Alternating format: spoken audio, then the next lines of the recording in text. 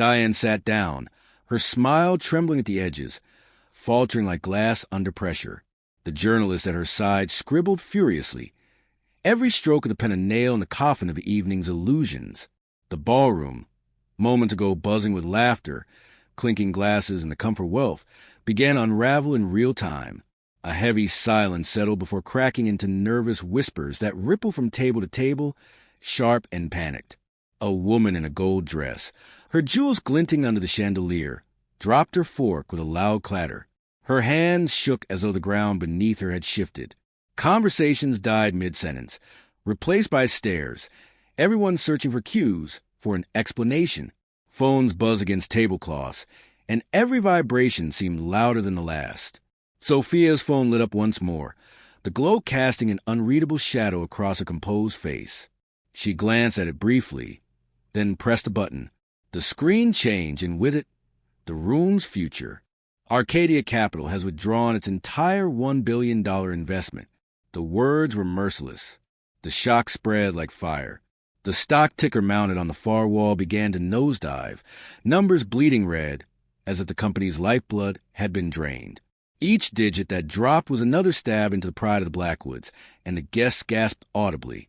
Some rose abruptly from their seats. Others reached desperately for their phones, fingers shaking as they tried to salvage positions and reputations. Margaret, the matriarch, collapsed into her chair, the pearls at her throat rising and falling as she clutched the edge of the table for stability. Her carefully cultivated poise evaporated. Henry stood frozen, his forehead damp with sweat, muttering words no one could decipher. Alexander, once the golden heir, stared into nothing, his face pale, expression hollow, like his mind could not comprehend the ruin before him. And then Sophia stood. She smoothed the folds of her dress, every gesture deliberate, calm in the chaos she had orchestrated. Her voice, soft but unyielding, carried across the room. "I told you it was interesting." The words sliced through the panic. Paul, a tech investor known for his booming laugh and louder arrogance, tried to break the spell. He pushed himself to his feet, raising his voice as if volume could restore control. "Come on, Sophia. This is theatrics. You don't have the guts to tank a company like this. Not you." But his laugh rang hollow, brittle, as his eyes darted nervously toward the falling ticker.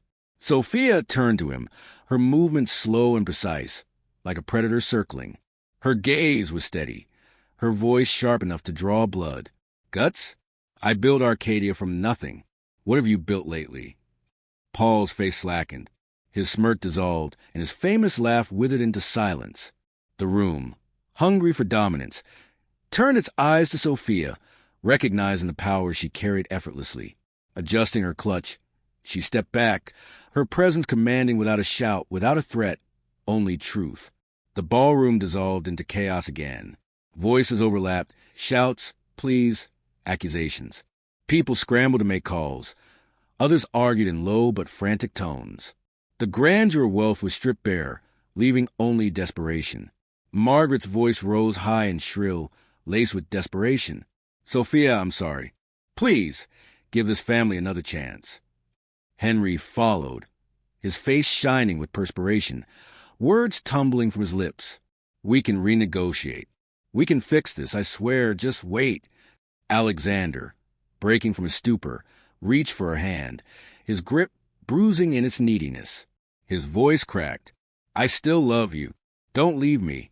Please."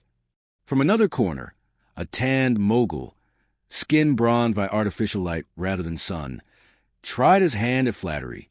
"Sophia, you've always belonged among us. You've always had a place." His words reeked of calculation, not sincerity. Sophia's expression remained unreadable, detached, as if she were seeing them all for the very first time. She pulled her hand free, collected her clutch, and began walking toward the exit. The silence followed her footsteps.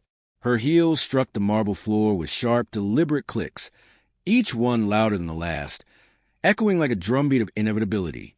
But before she reached the door, Elise, a corporate lawyer infamous for her ruthless tactics and venomous tongue, called out, her voice sharp as broken glass.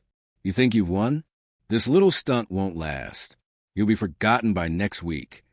The venom in her words vibrated in the tense air. Sophia paused, her hand resting on the doorframe. Slowly, deliberately, she turned just enough to catch Elisa's gaze. Her voice, quiet and cold, forced the entire room to lean in. Forgotten? Check your portfolio tomorrow. The color drained from Elisa's face, her bravado crumbling before their eyes. Sophia didn't linger. She pushed open the door and stepped out, leaving the room hollow in her wake. Inside, panic clawed at every guest. Phones buzzed furiously, notifications piling in, news breaking at lightning speed. A journalist, flushed with excitement, shouted, "It's on X! Blackwood Group is finished." On a screen nearby, headlines flashed in bold, merciless letters. Humiliated wife destroys husband's empire. The humiliation was now global, public, irreversible. Guests began to scatter, pale and shaken, clutching their coats as if they could shield themselves from the collapse. A woman in a fur coat whispered to her companion, voice trembling. "She played us all." A banker, his lips pinched in with dread, muttered, "This is a disaster, a catastrophe." Sophia walked forward, unaffected, shoulders straight, pace unwavering. She did not need to speak. The truth had spoken for her. Outside, the night was crisp, the cool air balm after the suffocating tension of the ballroom. She paused on the grand steps, her breath visible in the chill, and for the first time her mask cracked, not with weakness, but with memory. A modest sedan pulled up to the curb, its dull paint in sharp contrast to the sleek limousines lying along the street. Sophia hesitated before opening the door.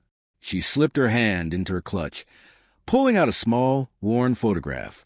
It was her mother, smiling in front of a tiny house with a humble garden.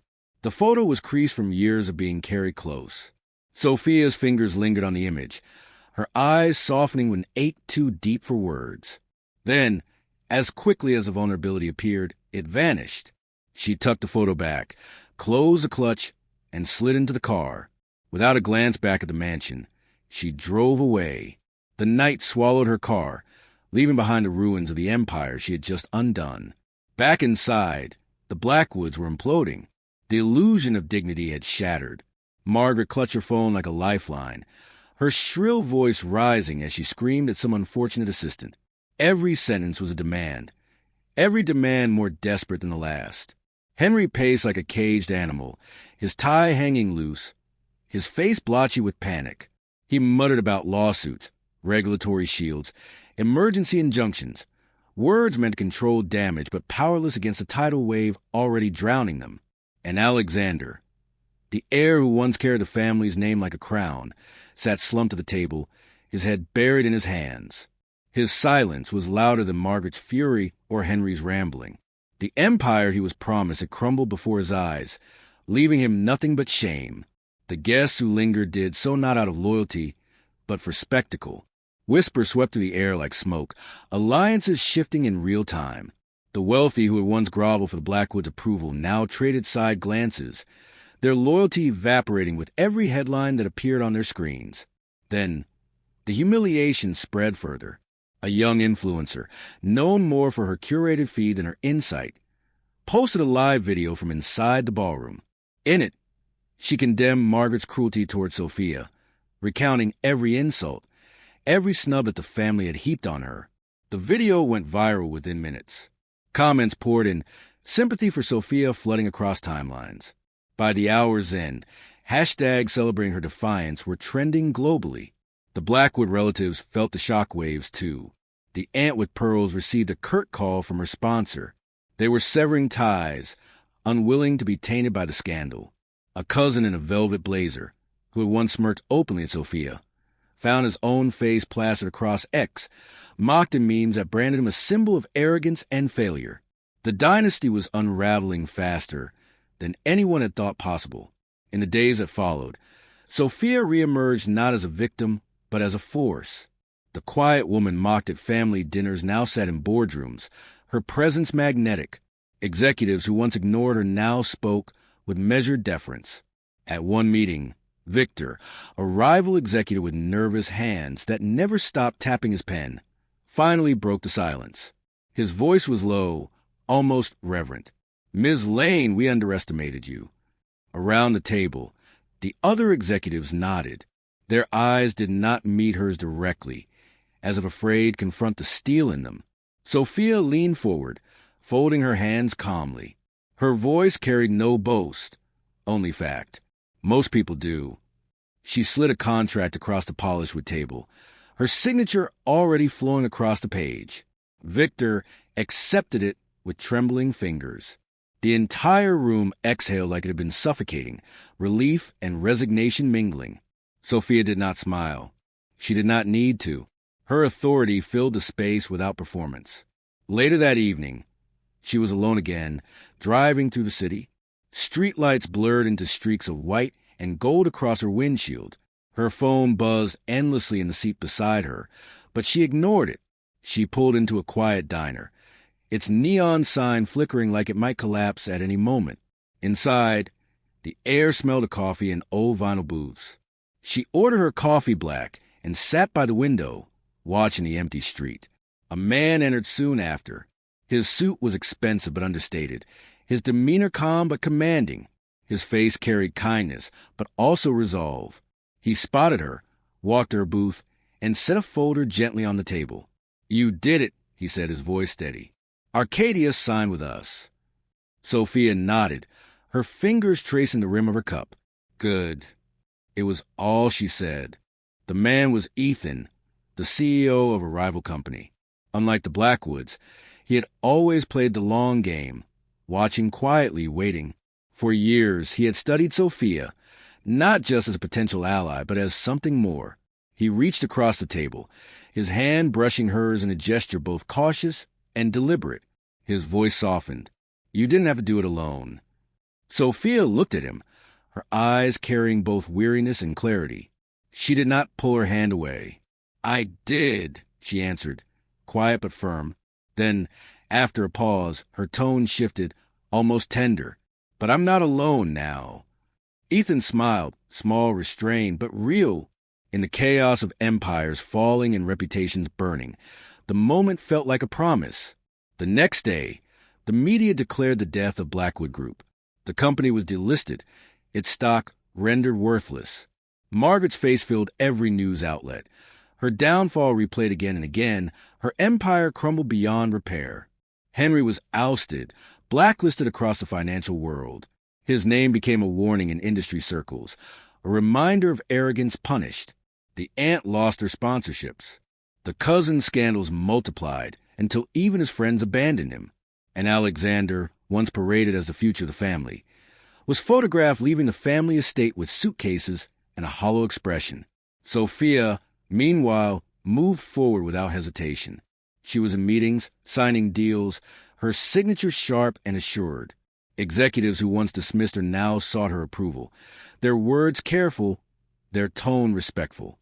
She neither gloated nor boasted. She simply worked. Weeks later, another event unfolded, one that mirrored the night of her humiliation, but with an entirely different tone. This time, Sophia entered the hall not as a shadow or a target of ridicule, but as a figure of quiet awe. Her simple dress and bare face drew no laughter now. The whispers were of admiration, not mockery. A reporter approached, microphone trembling in her hand, and asked for a comment. Sophia's eyes, calm and steady, met hers. "I don't have one." The reporter nodded quickly, retreating as though she had brushed against something sacred. Ethan stood at the edge of the room, watching her with a quiet pride that needed no announcement.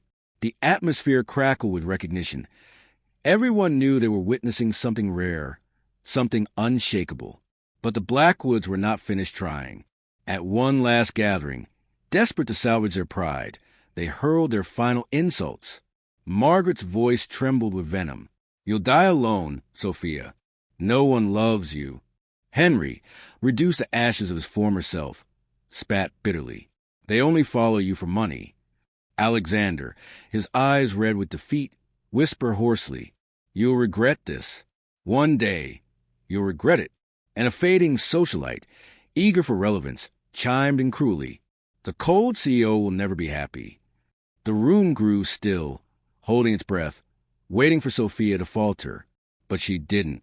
She stood tall, her expression unreadable, her silence heavier than any insult. She looked at them each in turn, then turned away without a word. The weight of her presence silenced them all. At the back of the room, Ethan stepped forward. He didn't raise his voice or make a spectacle. He simply took her hand. His words were steady, but they echoed like truth. We're not just partners. I want to build a real family with you. Cameras erupted. Reporters shouted. Guests gasped. But Sophia only squeezed his hand, her eyes softening though her lips never curved into a smile. The applause that followed wasn't staged. It wasn't empty. It was for her, for the woman who had walked through fire, endured humiliation, and emerged untouchable. The Blackwoods remained behind, broken and voiceless, their empire ashes at their feet. Sophia walked forward, hand in hand with Ethan. She did not look back. She did not need to. The truth had done its work. She was free. For everyone who had ever been silenced, mocked, or underestimated, her victory spoke louder than vengeance. It wasn't loud. It wasn't cruel. It was simply undeniable. And that was enough.